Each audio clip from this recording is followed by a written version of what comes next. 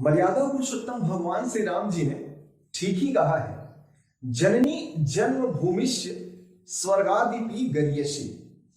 वास्तव में मातृभूमि और माता अपनी संतान के लिए जो तपस्या और त्याग करते हैं, वही तपस्या और त्याग माता को स्वर्ग से भी ऊंचा स्थान प्रदान करता है। माताएं हमेशा अपने संतान के लिए चिंतित रहती हैं।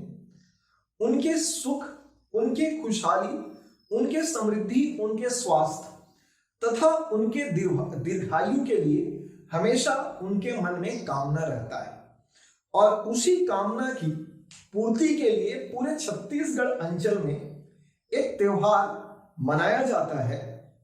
उसी त्योहार को हम कमर छठ या हल षष्ठी के रूप में जानते हैं। जी हाँ दोस्तों, मैं उमेश पटेल आगामी 17 अगस्त को आयोजित होने वाले हल षष्ठी के संदर्भ में आपसे विस्तृत चर्चा करने वाला हूं। आखिर ये हल षष्ठी क्यों मनाया जाता है, इसे इस नाम से हम क्यों जानते हैं, इसमें क्या क्या परंपराएं, क्या क्या रीति रिवाज होते हैं, इन सभी पर मैं आपसे चर्चा करूंगा। आइए समझते हैं कि इसे हम क्यों मनाते हैं।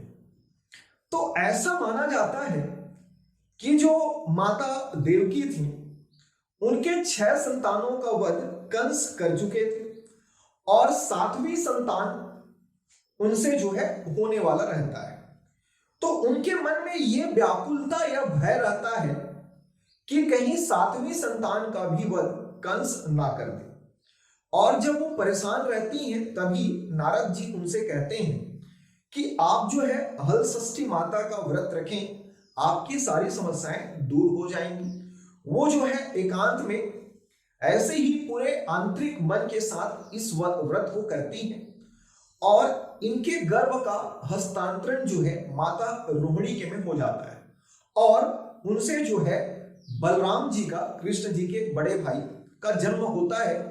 और ये जन्म जो है भादो माह के षष्ठी के दिन में होता है और भगवान बलराम का आयुध जो है हल है, इसलिए इसे हम हल षष्ठी के रूप में जानते हैं। और इसी दिन बलराम जी के जन्मोत्सव की खुशी पर अक्सर जो है हल षष्ठी मनाया जाता है। इसीलिए हल षष्ठी को बलराम जयंती के नाम से भी जानते हैं। साथ ही साथ हल षष्ठी जो है ललही छठ के रूप में भी याद किया जाता है और इसे जो है हम कमर छठ भी कहते हैं। कमर छठ कहने का मतलब है कि जब ये माताएं हल षष्ठी का पूजा कर लेती हैं, तो उसके पश्चात जो है इस बाएं कमर के पास में माताएं 6 बार पोती जो है अपने बेटे के कमर पर मारती हैं। इसीलिए इसको जो है कमर छठ भी कहा जाता है।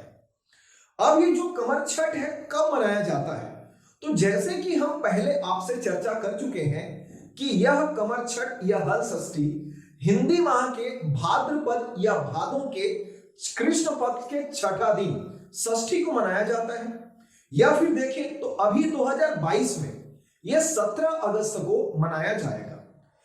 अब ये जो हल षष्ठी है, इसमें क्या क्या परंपराएं रिवाज रहती हैं, ये भी आप ध्यान रखेंगे। तो इसमें जो परंपरा ये रही है कि माताएं सबसे पहले जो है इस दिन महुआ का दातुन जो है करती हैं। महुए के दातुन का प्रयोग करने का रिवाज रहा। उसके पश्चात विधि विधान से एक जगह पर जहां पर हल षष्ठी माता और पार्वती माता का पूजा किया जाना है, वहां पर जो है सगरी यानी कि हाथों से एक छोटा जो है तालाब बनाती हैं, उसमें पानी भरती हैं और अलग अलग से 6 प्रकार के, जैसे कि पलास हो गया, महुआ हो गया, उसके झाड़ी को जो है वहां पर लाके क्या करती हैं, सजाती हैं। 6 प्रकार के अलग अलग से श्रृंगार का वहां पर समावेश होता है और उसके पास में जो है आसपास सभी मोहल्ले या घर के आसपास की महिलाएं बैठकर इस पूजा का व्रत करती हैं, इस पूजा को करती हैं। पूरे दिन भर उनको जो है निर्जला व्रत रखना होता है। साथ ही साथ ये माना जाता है कि इस दिन जो है 2 चीजों का खास पर मना ही रहता है। यदि आप देखें समग्र रूप से आप कह सकते हैं 3 चीजों को इस दिन माताएं जो है नहीं करती हैं। सबसे पहले उस खेत पर नहीं जाती हैं जहां पर अन्न होने वाला रहता है। दूसरी चीज, उस खेत का फसल नहीं खाती हैं जो उगाया गया है, पैदा हुआ अनाज नहीं खाती हैं। और तीसरा, इस दिन जो है गाय के दूध दही को सख्ती से मनाही रहता है। तो फिर क्या करते हैं? तो इस दिन जो है पसहर चावल, यानी कि ऐसा चावल जिसको बोने के लिए प्रयास नहीं किया गया है, अपने आप वो उगा है, करगा टाइप में जिसको आप छतड़ी जानते हैं, उसका जो है आपका चावल को बनाती हैं, खीर खाती हैं और अलग अलग से 6 प्रकार के भाजी का उपयोग करती हैं। ठीक, यह जो कमर छठ का पर्व है, माताएं अपने संतान के लिए, अपने संतान के सुख समृद्धि खुशहाली, उसके दीर्घायु के लिए, उसे असामयिक मृत्यु से बचाने के लिए, अकाल मृत्यु से बचाने के लिए ये जो व्रत है करती हैं। यह व्रत जो है आदि अनादि काल से चला आ रहा है, लेकिन सही मायनों में देखें तो यह छत्तीसगढ़, मध्य प्रदेश और उत्तर प्रदेश का एक बहुत ही बड़ा पर्व के रूप में देखा जाता है। इस दिन ऐसा माना जाता है कि घर के बाहर जो है भैंस के गोबर से छठ माता का आकृति बनाई जाती है। साथ ही साथ सगरी देवी का हम क्या करते हैं, इस दिन पूजा करते हैं। और पसही चावल या पसहर चावल के विशेष रूप से इसका क्या किया जाता है, आयोजन किया जाता है।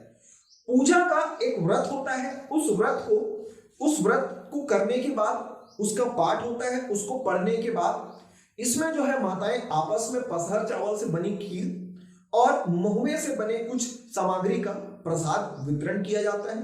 पूजा के पश्चात जो है माताएं अपने पुत्र के कमर पर 6 बार पोती मारती है, बाएं कमर पर। उसके पश्चात जो है यह पूजा जो है क्या होता है, संपन्न होता है। यह पूजा जो है छत्तीसगढ़ अंचल में माता के ममता का एक प्रबल के उदाहरण के रूप में देखा जाता है। साथ ही साथ पुत्र के प्रति माता का प्रेम, इससे जो है उनके बीच अटूट बंधन को दर्शाता है। और यह छत्तीसगढ़ के अंचल का एक प्रमुख त्योहार, एक प्रमुख व्रत है। साथ ही साथ आप याद रखें, माताएं जो है इस दिन पूरे तन मन के साथ इस व्रत को रखती हैं, अपने बेटे के दीर्घायु की कामना करती हैं।